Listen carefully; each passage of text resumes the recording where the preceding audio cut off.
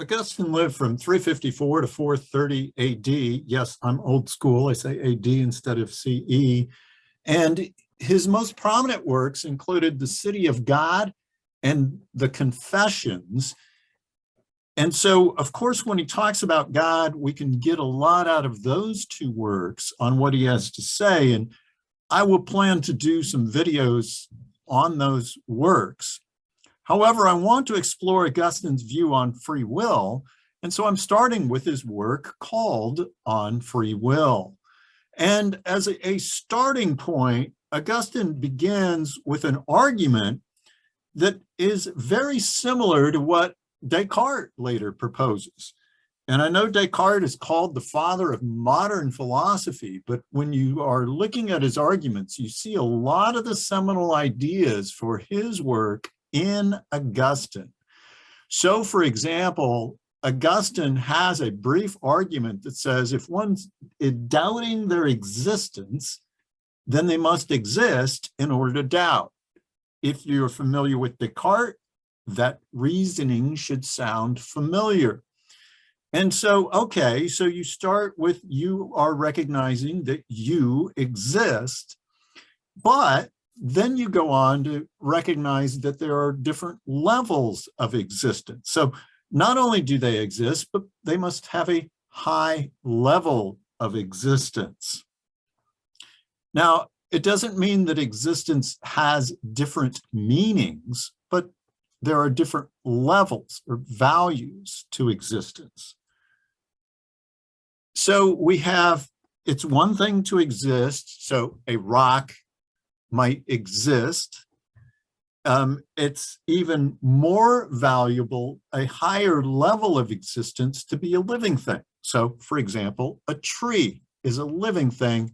And so there's a different level to a tree existing than there is for a rock. A third step up then would be animals that have an interior sense, an ability to distinguish, that is, among various senses. For example, to distinguish between seeing and hearing and recognizing that they may not both always fit together, for example. And then higher level, the highest level would be thinking for what human capacities are. And that means having intelligence and the ability to reason. Now, why would we distinguish these levels? Well, for Augustine, the highest aspect of a human is not the interior sense. Now, the interior sense is superior to the five basic senses because it's able to judge among them. So, like we said, you may have to trust your eyes more than your ears in something, or you may have to trust your sense of touch more than your eyes in other cases.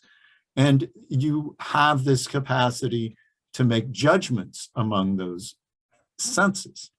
And what makes judgments is superior to what's judged. So having that interior sense is higher than just merely having the senses themselves. So Augustine thinks that some animals have the senses, but they lack the interior sense, that capacity to judge among them.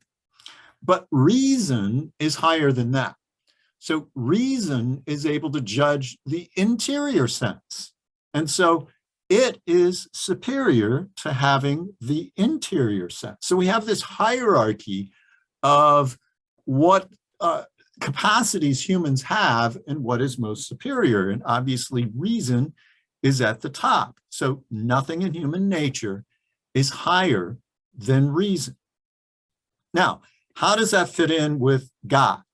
Well, when considering God, if God exists, then we could define God or just have a general description, at least, of God, of being that above which there is no superior. Again, if you're familiar with Anselm, this may sound somewhat familiar. Obviously, Augustine, prior to Anselm and prior to Descartes, both of those great thinkers did owe some seminal ideas to Augustine. Now, so what Augustine says is, if one's able to catch sight or see with reason, what is eternal and unchangeable, then whatever that would be, or whatever could be higher than that, is God. So some things that we sense are changed by our sensing them. That which we taste or smell, I'm not sure why smelling something changes it, but in any case, you can see why he would say that tasting something changes it. Other things that we perceive are not changed, and that which we see, that which we hear, do not change by being perceived by us. So we have this distinction then, that which is seen or heard then must be superior in some sense to that which is tasted or smelled. So we have the unchanging nature of mathematics would be an example of something that is even more superior to what we can physically see or hear, and anything else by sensation, because it just doesn't change at all. It's not changed by anyone understanding it, certainly, unlike things that we taste, it changes things. And it's exactly the same for everyone who understands it. So unlike things that we see or hear, those, something could be perceived differently from two different people having different perspectives on the same thing. But that's not the case when it comes to mathematics.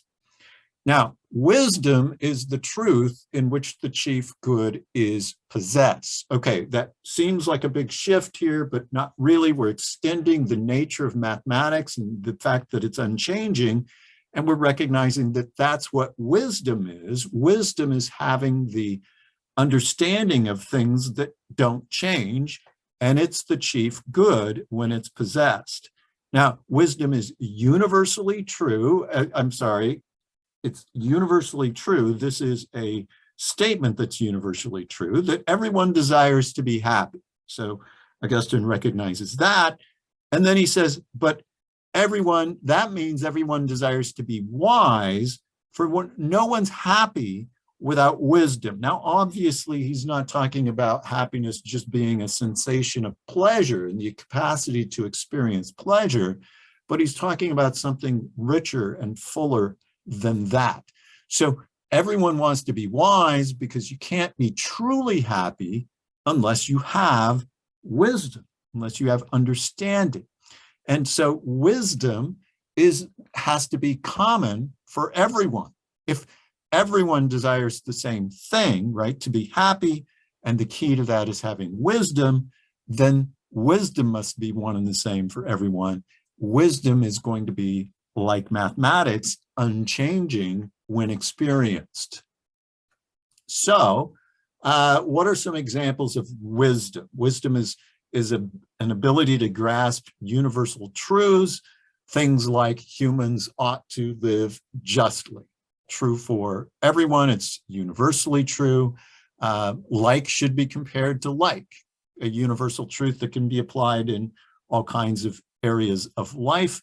The eternal is better than the temporal, a universal truth. And then finally, the incorrupt is better than the corrupt. And we can see then that the realm of mathematics, and Augustine certainly is influenced by Plato, is a higher realm, a better realm than that which is physical and corruptible and temporal. Wisdom is in that realm, right? Wisdom is objective. It contains all that is unchangeably true, so it contains the truths of mathematics, and it's the same for all people. Now, it's much broader than mathematics. Math is something, as an example, that's easy for us all to understand, but wisdom is much broader than that. Our mind does not determine what truth is. It's not as if humans are the measure of all things, like Epicurus said and Protagoras claimed, but instead, the truth determines how our mind ought to be. And so there's truth, and then our mind needs to conform to that. But if one thing determines how another thing ought to be, then the former is superior to the latter. So we have wisdom being superior even to our mind, and truth itself is superior to the human mind and reason. And then these things can be said synonymously, right? Truth is the same as wisdom in certain contexts, at least. Okay, so where does that get us in terms of our view of God? Well, God exists. If there's anything more excellent than truth or wisdom, then that thing is God, unchanging, eternal, worthy of pursuit, all of those characteristics. Now, if there isn't anything more excellent than truth or wisdom, then that itself is God. So either way, whether or not such a higher thing exists, one cannot deny that God exists. That is, we've found something that fit that initial description, that than in which nothing is superior. And so as long as we're using that as the definite description for God, we see that this fits. And so God exists, either because God is truth and wisdom, or God is something higher, like maybe traditionally conceived. Okay, now, again, he has better arguments, maybe more developed arguments, and other things going on in his other works, but in the work, that's what he does on the work on free will. How does that relate to freedom? Well, for Augustine, our ultimate freedom is when we are subject to truth, when our lives conform to truth. And truth is our God who frees us from sin. And part of the problem with sin, part of the big reason that we fall into sin, is that we live apart from the truth. So we think that things are good when they are not good. We pursue things that we think will give us happiness that do not give us happiness. And no one enjoys a thing. These are just some extra kind of tidbits for Augustine. No one enjoys something with true freedom, with true liberty, unless one also enjoys it with security, right? Otherwise, you are fearful in your enjoyment, and that's not enjoying it with true liberty. So you have to have it securely, and that's of great value. It's a truth that remains available to everyone, regardless of other individuals' perception of it. It's available to all. So whatever freedom is, whatever we can go on and say about freedom, it's going to have to fit in with this idea of liberty having to be secure, and security only coming when we have truth. And ultimately, of course, truth is wisdom that only can come from God, from Augustine's perspective. So this sets up what he wants to do with freedom, how he's going to describe freedom, and whether or not we have freedom, and under what circumstances we have freedom. All of those questions about freedom, this is a kind of baseline foundation for what he has to say there.